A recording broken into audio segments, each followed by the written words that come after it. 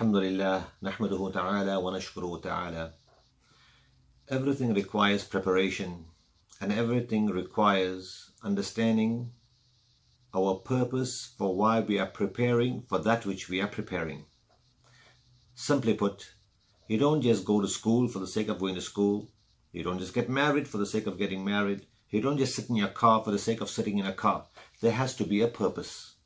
If you just like driving around, you're going to affect your gas bill, number one. You're going to affect the wear and tear on the car. And later on, it's going to affect your bank balance. So there has to be a purpose. Even if you go for a drive, there has to be a purpose of where you are going, why you are going, and what you are there to accomplish. Same applies to school. Same applies to coming to the masjid. Same applies to why you are listening to this given aspect of our program called the pre-Ramadan special or the pre-Ramadan program. There is a purpose. The purpose is, how do we connect to Allah? And what does this connection rate do for us?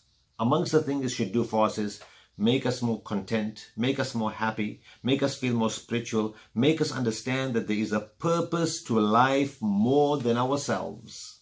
I repeat, there is a purpose to life more than ourselves. Because at the end of the day, my brothers and sisters, today we are here and tomorrow we are gone. And if you understand the purpose of life, then you are just not here for the sake of being here. You are here to fulfill something greater than what you and I are. The message to our children, the message to our community, the action and the good deeds that builds up our society and makes it a better place. This is why we are here. We are here to follow what Allah expects us to follow. We are here to liven the words of the Prophet of Allah. So this way we can enter into paradise with the Prophet of Allah. Now, this is pretty much something that we know, but throughout our life and our existence, we get distracted. And we get so distracted that this distraction pulls us away from very important and significant things. That is why in order for us to be successful and appreciate this month of Ramadan and allow it to give us our necessary benefit, yes, I know iftar events are important. Yes, I know you should invite others over and others should invite you over. These things are in its place. But this is not the primary object. This is not the primary object. Like for example, there's a hadith that talks about feeding a fasting person and the great reward for that. The object of the hadith is not to spend your whole Ramadan thinking about how special you're going to make your event for your friends, while at the same time giving up your ibadah.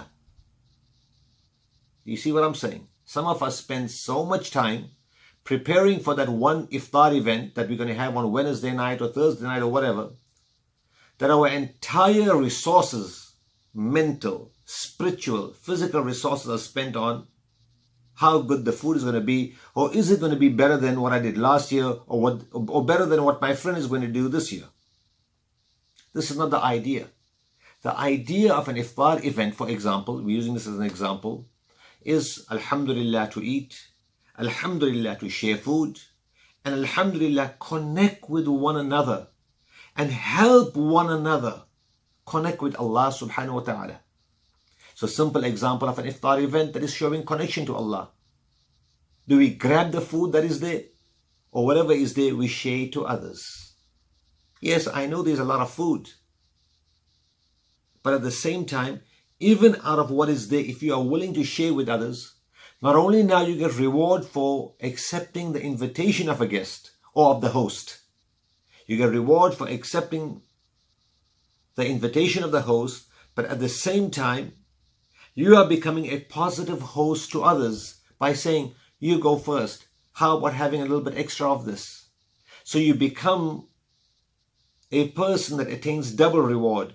One is for accepting the invitation, and the other is by being a perfect guest, by becoming a positive host to those that are around you. This is why it comes in a hadith that fasting is amongst those things that only Allah will give the reward for. So everything has a reward base.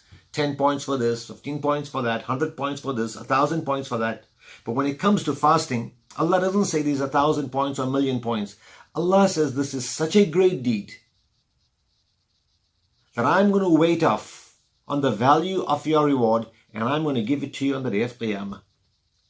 So my brothers and sisters, how do we get to maximizing our benefit of this month?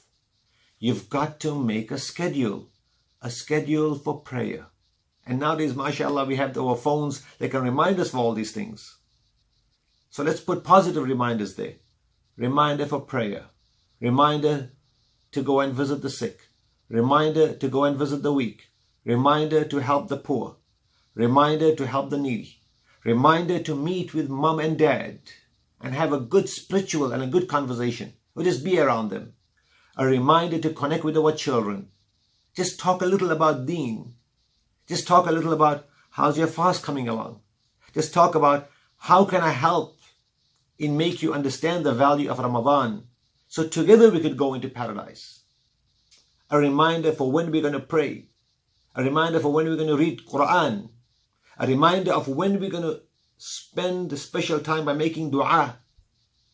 What is our dua going to be like? Is it just going to be about, oh Allah, give me this, give me that, give me this, give me that? Or is it going to be about, oh Allah, help my family. Oh Allah, help my community. Oh Allah, help the ummah. Oh Allah, help the people of Syria. Oh Allah, help the people of Kashmir. Oh Allah, help the people of the Middle East. Oh Allah, help the people of the Far East. Oh Allah, help the people of China. What is our dua going to be like? All this has to be well planned. Just as we plan our exams, or plan for a better grade, or plan for a improvement in our work relations and a promotion, we likewise have to plan on how to make our Ramadan the very best. This way, Ramadan can become a change, not only for our immediate moment, or not for the immediate time period, but can help become a change, inshallah, for beyond the month of Ramadan, which is the entire year, until inshallah we meet again for the next Ramadan. So as the saying goes, if it's not on your schedule, it doesn't exist. If Taraweeh is not on your schedule, it doesn't really exist, because you'll be just walking in haphazard. Why does the Imam read like this? Why doesn't he not read like that? Must I read 4 or must I read 8? Must I read 12 or must I read 16 or must I read 20? Or must I read 36? I don't know what number you like out there. So it's not about what number you like or I like. It's about what Allah expects of us. So we should schedule the Taraweeh time in. We should schedule the time in to read the hadith. We should schedule on how to learn the rules and regulations, on how to make us the best fasting individual, inshallah.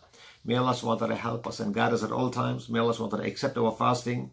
And let's not forget the poor and the needy on these blessed days of Ramadan. Wa akhiru da'wana alhamdulillahi rabbil alameen.